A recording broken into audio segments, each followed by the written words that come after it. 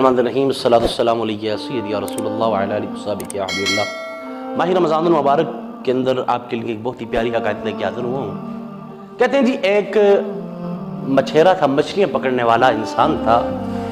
اس کا روزگار تھا، وہ روزانہ دریا میں جاتا، مچھلیاں پکڑ کے لاتا اور بازار میں بیچ دیتا۔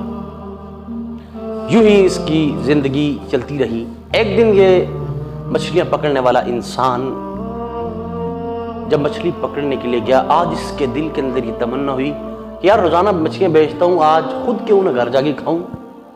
جب یہ گھر لے کے مچھلی گیا، جب اس کا پیٹ اس نے چاک کیا تو کیا دیکھتا ہے کہ اس مچھلی کے پیٹ میں ایک قیمتی ہیرا اسے نظر آ جاتا ہے۔ اب وہ ہیرا جب اس کی شائننگ ایسی تھی، اسے دیکھتے ہوئے اس نے کہا یہ بڑی قیمتی چیز ہے، کیوں نہ اسے میں بیچ کر جو ہے وہ اس کے بدلے جو مجھے پیسے ملیں گے میں لے لوں گا اور امیر بن جاؤں گا۔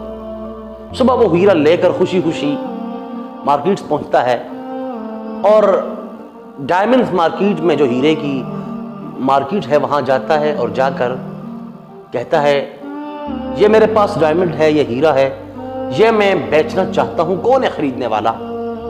بہت سارے دکانداروں کے پاس جاتا ہے لیکن ہر دکاندار سے جواب یہ آتا ہے کہ یہ جو تیرے پاس ہیرا ہے یہ بڑا قیمتی ہے، ہم اس کی قیمت ادا کر سکتے نہیں ہیں، لہذا تم ایسا کرو یہ تو چھوٹے محلے کی دکانیں ہیں، کسی سپر مارکیٹ میں جاؤ اور وہاں جا کر اس کی قیمت لگاؤ۔ اب وہ واپس آتا ہے خوشی خوشی گھر اور صبح پھر سپر مارکیٹ کا رخ کرتا ہے جہاں پہ صرف اور صرف جو وہ ہیرے اور جواہرات کی دکانیں ہوتی ہیں۔ اس مارکیٹس کے اندر مختلف دکانداروں کے پاس جا کے پوچھتا ہے میرے پاس یہ ہیرا ہے، کون خریدے گا اسے؟ اسے جواب یہ آتا ہے کہ بھائی اس کی قیمت ہمارے پاس نہیں ہے، لہذا کسی اور کے پاس۔ لیکن ایک بندوں سے کہتا ہے تیرا جتنا ہیرا قیمتی ہے اس کی قیمت صرف اور صرف بادشاہ وقت جو حاکم وقت ہے وہ ادا کر سکتا ہے اس وقت کا، باقی کوئی بھی بندہ ادا کر سکتا نہیں۔ وہ ہیرا چلتے چلتے بادشاہ کے پاس پہنچتا ہے اور کہتا ہے میرے پاس یہ چیز ہے، میں اسے بیچنے آیا ہوں۔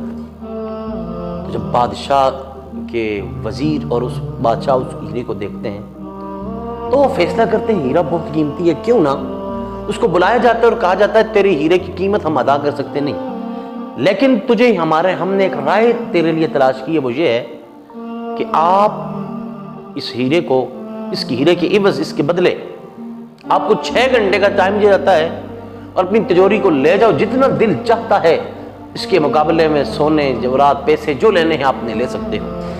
اب وہ انسان چلتا ہے۔ اب بادشاہ نے کیا کیا ہوتا ہے کہ بادشاہ نے 3 کمرے بنائے ہیں، لاسٹ والے کمرے میں اس کا جو ہے وہ مال ہے، مال و زر ہے، وہاں دولت جمع کی ہوئی ہے، اور پہلے 2 کمرے ہیں راستے میں گزرنے والے۔ پہلے کمرے میں کھانا ہے، دوسرے کمرے میں اس نے بیڈ روم بڑا خوبصورت طریقے سے سجایا ہوا ہے۔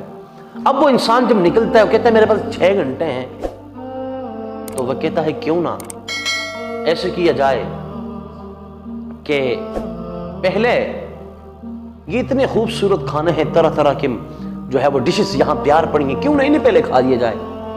وہ ناظرین جب اس کے پاس جاتا ہے، وہ اس کی طرح طرح کے پکوان اور خوشبوؤں سے جو مہک رہے ہوتے ہیں، اس کی خوشبوؤں کی تاب نہ لاتے ہوئے جب کمرے میں جاتا ہے تو کھانے پہ ٹوٹ پڑتا ہے۔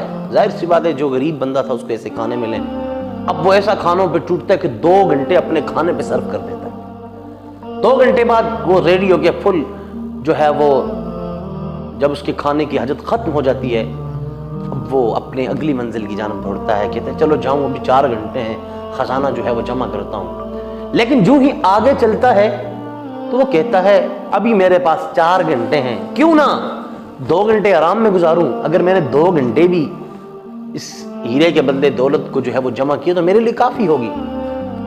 جب وہاں جا کے دیکھتا ہے کہ وہ مخملی چادریں، وہ حسین جو ہے وہ چیزوں سے مزین کیا گیا، پھولوں سے خوشبوئیں آ رہی ہیں بیڈ، اور کہاں وہ جو پھٹی پرانی چٹائی پہ سونے والا وہ مچھیرا، مچھلیاں پکڑنے والا انسان جسے مخملی چادریں ملیں، خوبصورت بیڈ، اس نے کہا کیوں اس پہ آرام کیا جائے، اور بادشاہ کا بیڈ ہے، تو انسان جا کے اس پہ سوتا ہے۔ اور جب سوتا ہے اس کو 4 گھنٹے جو اس کے باقی ہیں تو وہ ایسا سوتا ہے کہ وہ جو اس نے 2 گھنٹے کا پلان بنایا تھا وہ چاروں کے چاروں گھنٹے وہاں سونے میں گزار دیتا ہے۔ جب اس کے 4 گھنٹے گزرتے ہیں تو وزیر آتے ہیں، کہتے ہیں اٹھ جائیے گا، آپ کا ٹائم ختم ہو چکا ہے، you have finish your time, اب ٹائم ختم۔ تو وہ کہتا ہے پلیز، اس کو اب یاد آتی ہے میرا تو مقصد تھا، میں تو آیا تھا یہاں مال و دولت لینے کے لیے، ہیرا میں نے بیچ دیا۔ وہ کہتا ہے مجھے 2 منٹ کا وقت دے دو، میں 2 منٹ میں، 3 منٹ کا وقت دے دو، 4 کا۔ وہ کہتا ہے تجھے 2 3 تو کیا، تجھے اب 1 منٹ بھی نہیں ملے گا۔ کیوں؟ کیونکہ جو تیرا ٹائم تھا، جو تیرا ہیرا قیمتی تھا، اسے تم کھو بیٹھا ہے۔ اب اس حقائق سے ہمیں کیا سبق ملتا ہے کہ کہیں وہ جو ہیرا ہے قیمتی، وہ انسان کا قیمتی وقت ہے۔ آج ماہ رمضان المبارک کا مہینہ آیا ہے ہمارے پاس، یہ نیکیاں کمانے کا سیزن ہے ہمارے پاس۔ ایک نماز پڑھو گے فرض 70 نمازوں کا ثواب ملے گا، نفل کو فرائض کے اندر تبدیل کیا گیا۔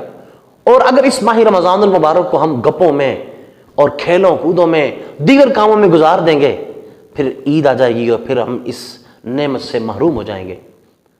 اصل مقصد جس طرح وہ اس بندے کا مقصد تھا کہ ہم وہاں جا کے مال و دولت جمع کرتے، اس رمضان المبارک کا بھی اصل مقصد ہے نیکیاں کمانا، گناہوں سے جو ہے اپنے اللہ کے حضور گڑگڑا کر معافی مانگنا۔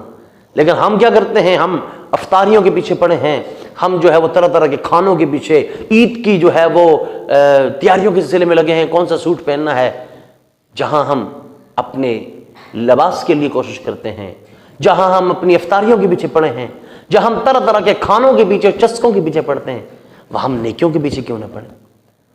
کہیں ہم بھی اس مچھلی کی طرح غافل ہو کر سو تو نہیں رہے؟